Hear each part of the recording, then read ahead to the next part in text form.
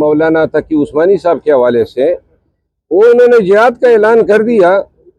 अब पाकिस्तानी कौम बड़ी जज्बाती है। आपको याद होगा अमेरिका के खिलाफ दीर में भी एक जिहाद का ऐलान हुआ था और दीर से हजारों लोग गए, जिनमें से चंद ही वापस आ सके, बाकी सब अफगानिस्तान में अमरीकियों के हाथों शहीद हो गए थे। पाकिस्तान में मुफ्ती तकी उस्मानी साहब के हवाले से मैंने ये कहा था कि जिहाद घर से शुरू होता है।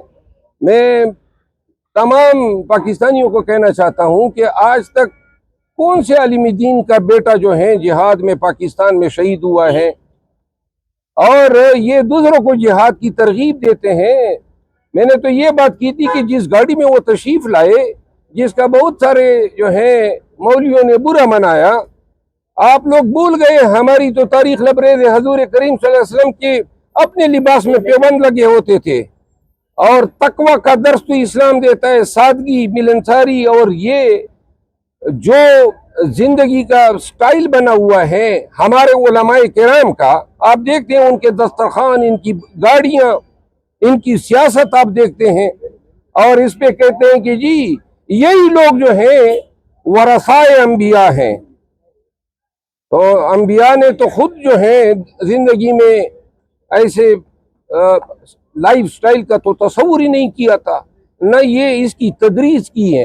तो बुरा माने तो चंदा मुझे परवाह नहीं है, हजार दफा बुरा माने, लेकिन पाकिस्तानियों को अगर कोई जिहाद की तरगीब देगा तो उनको चाहिए कि अमली तौर पे साबित करें। कम से कम हजरत अबू बकर सदीक ने गज़वे बदर में अपने घर का सारा सामान दे दिया था। इतना हक तो बनता है कि वो अपनी गाड़ी बेच के जो है फलस्तीनियों को जो है उनके साथ यकजहती के तौर पे, ये इधर पाकिस्तान में फलस्तीनी आए हुए हैं, वो वहां पे रुल रहे हैं, तकालीफ हैं, बस जिहाद का ऐलान कर दिया और फिर जनाब BMW में बैठ के चले गए। अच्छा शेर अफजल मरवा साहब, ये जो आपने कल के बयान के ऊपर जो मौलवीज़म है पाकिस्तान के अंदर, जो उलमा है या मौलवी सोशल मीडिया के आपके खिलाफ कर रहे हैं कि आपने तो जिहाद का ऐलान नहीं किया, उन्होंने चलो किया है, तो आप तो कंसीडर कर रहे थे कि आप यहूदियों के एजेंट की पार्टी में रहे हैं, इस तरह के बड़ी ट्रोलिंग कर रहे हैं। वो जिहाद तक ऐलान नहीं किया, उन्होंने कम से कम किया तो है। देखिए, जिहाद का ऐलान शरीयत के तहत रियासत करती है, ये मौलियों का काम नहीं है कि जिहाद का ऐलान करें। बहुत सारे नौजवान नस्ल इन उलमा को फॉलो करते हैं, उनके जहन इससे मुतासर होते हैं, और जिहाद सिर्फ पाकिस्तानियों के लिए रह गया है। ऑलरेडी हमारे मुल्क में तो एक गदर मचा हुआ है, रियासत सरहद पे खैबर पख्तूनख्वा में और बलूचिस्तान में, वहां पे तो एक जंग छिड़ी हुई है। खुदा का खौफ करो, इस जिंदगी को तो तुम लोगों ने जहन्नम बना दिया, उस जान में जाएंगे पता तब चलेगा कि जन्नत जाते हैं दोज़ख जाते हैं, लेकिन इस दोज़ख को तो तनूर तो आपने पाकिस्तान को बनाया हुआ है। कराम तैयार होना, हर मुसलमान जिहाद के लिए तैयार है, हर मुसलमान फलस्तीन के साथ है, बैतुल मुकद्दस के साथ है। ये हमारे हिंदुस्तान का आईनी और कानूनी हल किया है सर इस वक्त, आप क्या समझते हैं? किस चीज का? इसमें बलोचिस्तान में अमन के लिए जो है कानूनी हल क्या है? वो मार रहे हैं, इसमें कानून आप ढूंढेंगे? हाल यही है ना, 2001 से पाकिस्तान में बदनामी शुरू है। मैंने पार्लियामान में कहा था 2025 आ गई है, खुदा के लिए पाकिस्तानियों की जान छुड़वाएं, खत्म करें ना। इतनी बड़ी रियासत, इतनी बड़ी हमारी अफवाज, हमारे पास मिसाइल है, एटॉमिक बम है, जान नहीं छूट रही है इन कम वक्तों से। या इनको बिठाएं, इनके साथ सुलह कर लें। अगर उनके लोग उठाए गए हैं तो उनके लोग रिहा करें, अगर वो उनके कोई जायज तकाजे हैं उनको हल कर लें, उनको रोजगार दें, जहां उनके वसाइल का अपने इस्तेसाल किए वसाइल वापस दें, या फिर अगर वो फिर भी पाकिस्तानियों को मारेंगे तो फिर उनको सबक सिखाएं। लेकिन ये हमारी जान नहीं छूट रही है, हमारे पीछे PTI के पीछे सियासी मकासद के लिए एनर्जी जाय की जा रही है। मरवा साहब, कल अलीमा खान साहबा सारा दिन जो है फिर अडियाला जेल के बाहर बैठी रही, क्या समझते हैं कि क्या वजह क्या सामने आ सकती है? क्या अलीमा खान इमरान खान का असल पैगाम बाहर आना चाहती है, या फिर ये समझा जाता है कि सोशल मीडिया के ऊपर एक नई जंग छिड़ेगी जो इमरान खान को अंदर रख सकती है? देखिए, खान सबका लीडर है और खान के साथ मुलाकातों पे सबका हक है, चाहे उसके रिश्तेदार हो या चाहे उनके चाहने वाले हो या उनके फॉलोवर्स हो।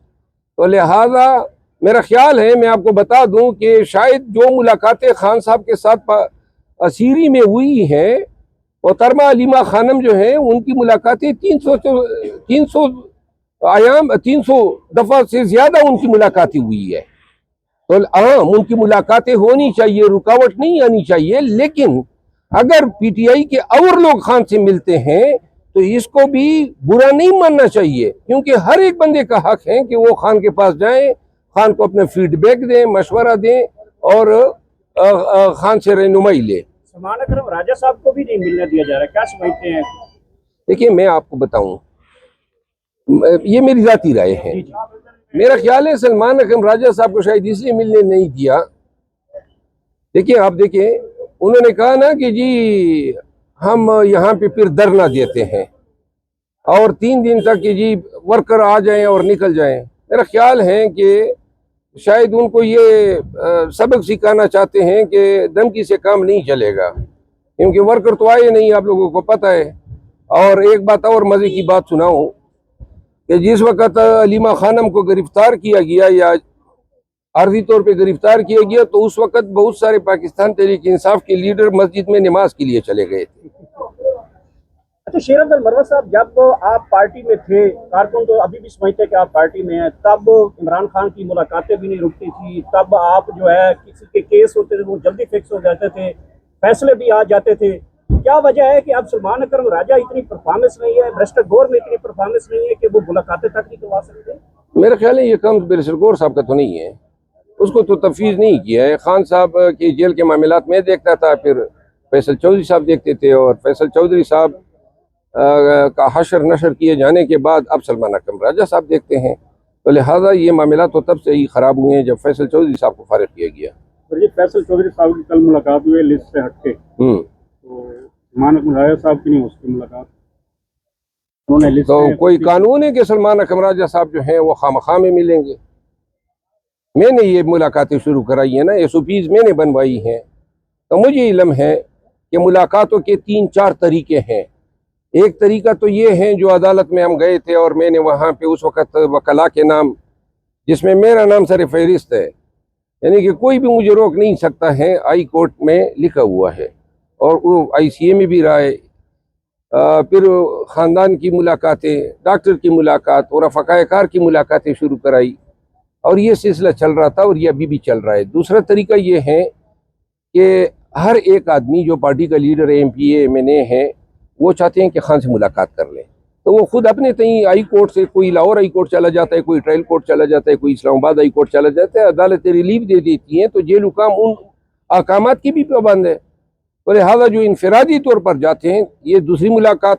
अब जो सबसे अहम बात है और जो सब आप सबके लिए मैं एक वो ये है कि इन दोनों से भी बालातर जो मुलाकात होगी वो हर उस शख्स की होगी जिसकी इतला खान को दे दी जाएगी अंदर कि फलां साहब आए हुए हैं, और खान कहेगा कि आने दे।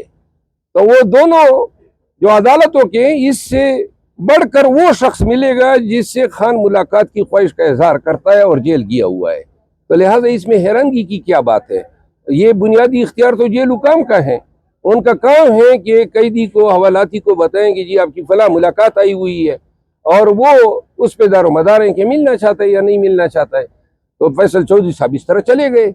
अब इसको भी जो है दूसरा रंग दिया जा रहा है कि गोया फैसल चौधरी साहब जो हैं उसके ऊपर कोई मेहरबान थे। खबरें ये भी करना चाहिए कि लंदन की वापसी के ऊपर नवाज शरीफ साहब भी इमरान खान साहब से मुलाकात कर सकते हैं। जमहूरियत की जो सांसें ले रही है, इसको मजीद बहाल रखने के लिए एक नया सेटअप लाया जा सकता है। क्या समझते हैं कि नवाज शरीफ साहब जाना चाहिए? मेरा ख्याल नहीं है मियाँ साहब जो है वो कभी जाएंगे। मौजूदा हालात में तो मुझे ऐसा नज़र नहीं आ रहा है, वैसे ही किसी ने उड़ाई होगी। ये बता दें कि इमरान खान साहब से मुलाकात करने